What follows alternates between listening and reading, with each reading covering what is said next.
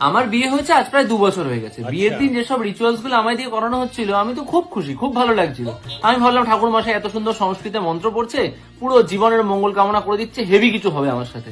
আসলে এখন বুঝতে পারি ওগুলো কি ছিল। ওই যে ওখানে শুভ দৃষ্টি হয়েছিল, ওটার মানে ছিল শেষবার তুমি বউয়ের দিকে চোখ তুলে তাকিয়ে নাও, বাকি সারা জীবন চোখটা নিচু করে তোমায় চলতে হবে।